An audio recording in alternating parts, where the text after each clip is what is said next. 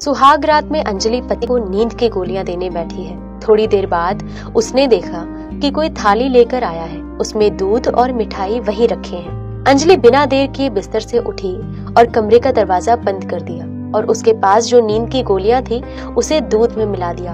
फिर जाकर कमरे का दरवाजा खोला। कुछ देर बाद अंजलि का पति आया।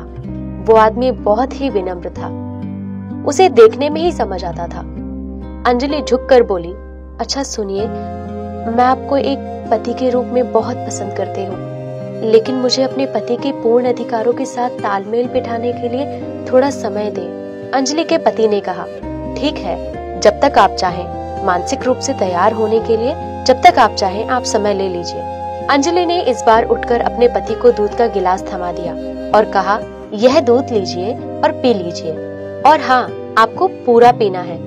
उसके पति ने बिना कुछ कहे सारा दूध पी लिया। जब पति सो गया तो अंजलि ने कहा, मुझे अपनी तिजोरी की चाबी दे दो, मैं अपने सारे जेवर खोलकर वहीं रख दूंगी। इतने कीमती जेवर है, पता नहीं कब क्या हो।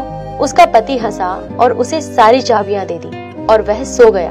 तभी अंजलि ने अपना फोन चेक किया तो देखा कि उसके बॉयफ्रेंड ने उसे कई मैसेज किए थे। अंजलि से जानना चाहता था कि वह कब बाहर निकलेगी, तो उसने अपने प्रेमी से कहा कि उसे बाहर निकलने में थोड़ा समय लगेगा, लेकिन वह 1 घंटे में बाहर निकल जाएगी। उसका प्रेमी सड़क पर खड़ा इंतजार कर रहा था।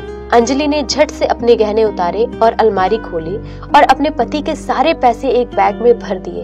वह पैसे और गहने का थैला लेकर घर से बाहर निकली और पहुंच गई जहां उसका प्रेमी इंतजार कर रहा था। सुबह होते ही दोनों ने एक छोटे से होटल में नाश्ता किया। उसका प्रेमी उसके हैंडबैग को देखता रहा और जानना चाहता था कि उसे कितने पैसे मिले। अंजलि ने फिर बैग अपने प्रेमी को सौंप दिया और देखा कि अंजलि ज्यादा पैसे और गहने ले आई है, जिसकी उसे कल्पना भी नहीं थी। तभी उसके दिमाग में एक ख्याल आता है कि अगर वह इस बैग को लेकर भाग जाता है तो उसे कभी पीछे मुड़कर देखना नहीं पड़ेगा।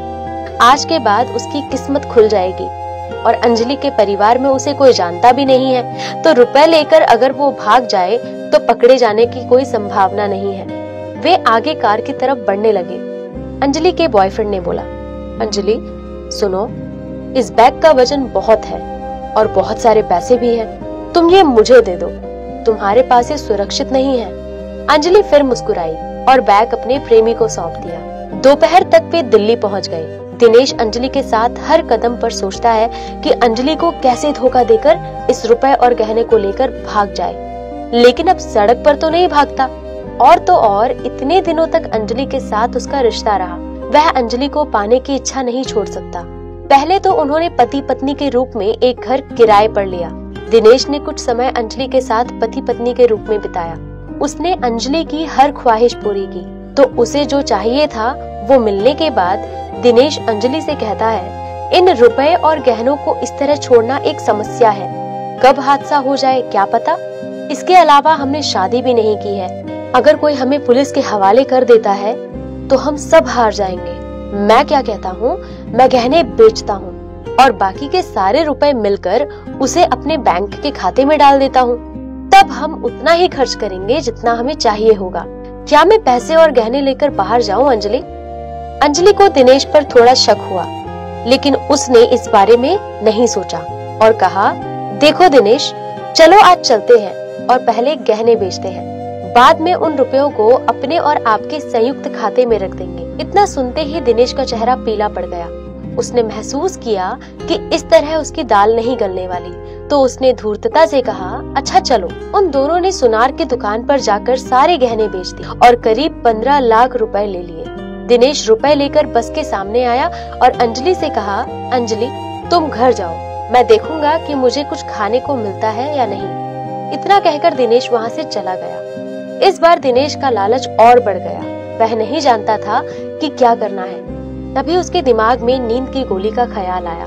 वह तुरंत फार्मेसी गया और बहुत सारी पावर नींद की गोलियां ले आया और उसने बगल की एक दुकान से कोक खरीदा। उसने आधा कोक गिरा दिया और बाकी में गोली मिला दी और घर वापस आ गया। लो, यह कोक पी लो, मैंने इसका आधा पी लिया है, मैं तुम्हारे लिए लाया हूँ, तुम्हारे बिना अकेला नहीं पी सकता था, तो मैं तुम्हारे लिए बाकी ले आया हूँ। अंजलि मुस्कुराई और एक ही बार में बोतल का सारा कोक पी लिया। कुछ देर बाद अंजलि ने कहा नींद आ रही है और कहकर बिस्तर पर सो गई। इस तरफ दिनेश ने रुपए के सारे बैग तैयार कर लिए और जब वह उन्हें लेकर बाहर आया तो उसने अंजलि के हाथ से फोन भी ले लिया, क्योंकि इस फोन से उनकी काफी इंटीमेट तस्वीरें थी जिससे पुलिस उसे पकड़ सकती थी। दिनेश सब कुछ लेकर घर से भाग गया। वो बस में चढ़ा और सीधे अन्य देश के अन्य हिस्सों में चला गया। अंजलि अगले दिन उठी तो देखती है कि दिनेश चला गया है। वह दिनेश को फोन करने गई तो देखा कि उसके पास फोन भी नहीं है। जब उसने देखा कि घर में पैसों का थैला भी नहीं है तो अंजलि समझ गई कि दिनेश ने उसे धोखा दिया है और कल उसने कोक के साथ नींद की गोलियां पिला दी थी।